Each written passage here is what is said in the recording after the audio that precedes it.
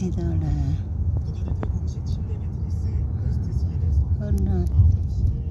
hơn 8 giờ tối giờ Hàn Quốc, ngày 30 tháng 12 năm 2025. Và trời rất là lạnh, lặng gió nhưng rất là lạnh. Đây là một trong những con phố trung tâm của Hàn Quốc này.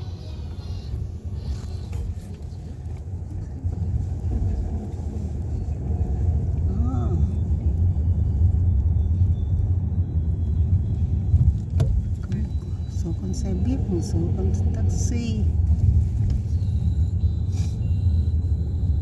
Gần như không thấy xe máy. Ở đây người ta toàn đi tàu điện, xe buýt và đi bộ. Hiếm có được một con xe máy đi ở đường.